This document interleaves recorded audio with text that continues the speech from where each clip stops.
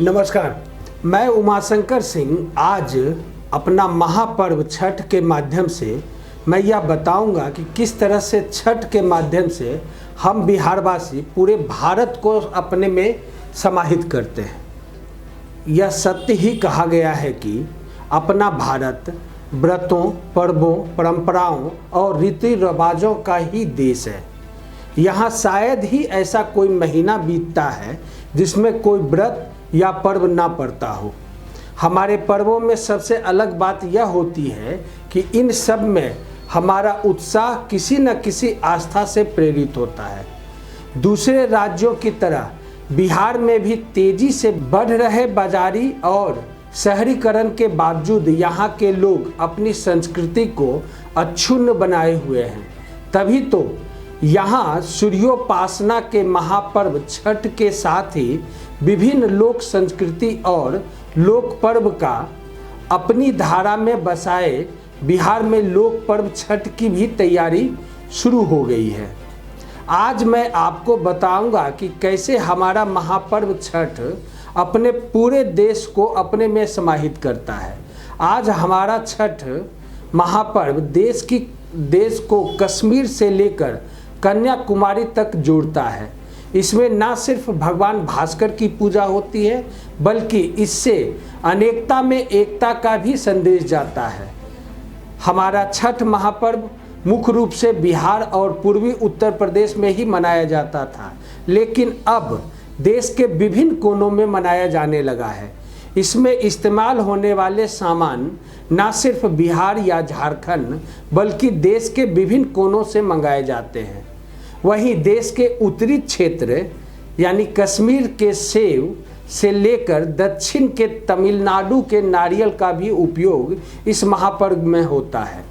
पूर्वोत्तर के असम और पूर्व के पश्चिम बंगाल के कबरंगा से लेकर पश्चिम के राजस्थान की लहठी और चूड़ी का उपयोग होता है। नागपुर की नारंगी सहित झारखंड के गोड्डा का शकरकंद, मुजफ्फरपुर की सुथनी और रांची से बड़ा नींबू मंगाया जाता है।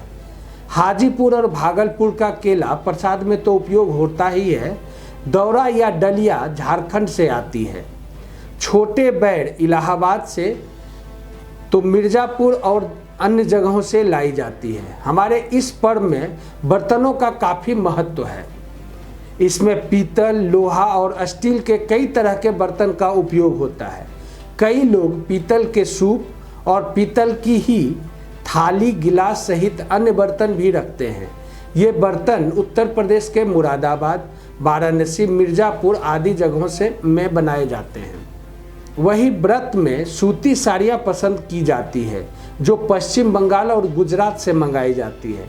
महिलाएं वाराणसी साड़ियाँ भी पहनती है।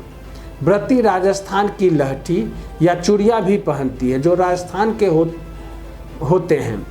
सुथनी की जो बाजार सजता है, मुजफ्फरपुर की सुथनी को देश के विभिन्न कोनों से जहाँ भी छठ होता है वहाँ भेजा जाता है। वहीं मिर्ज़ापुर के बैर भी विभिन्न जगहों पर भेजे जाते हैं।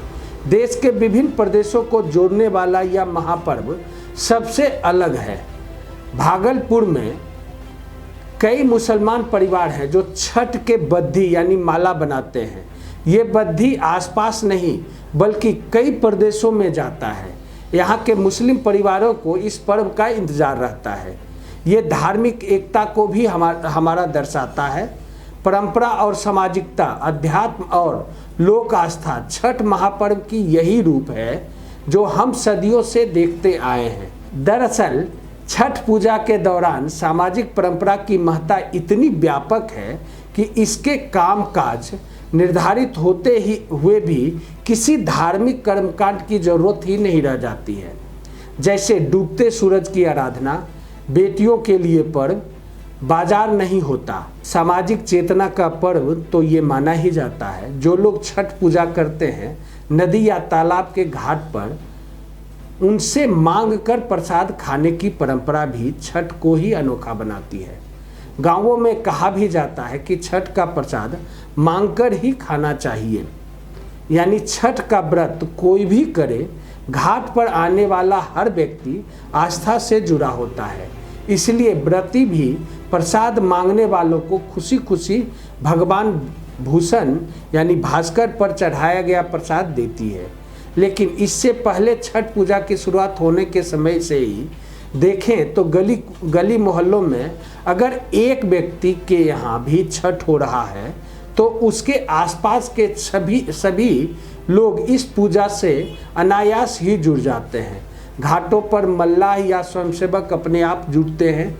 इसके लिए किसी तरह की विशिष्ट व्यवस्था नहीं करनी होती है। यही सब विशेषता है जो कि छठ को महापर्व के रूप में दर्शाता है। तो आप मनाइए छठ बिहारी खबर के साथ। बिहारी खबर आपके साथ होता है। आप हमें मजबूत कीजिए। बिहारी खबर को ज़्यादा से ज़्यादा लाइक और सब्सक्राइब कीजिए। नमस्कार।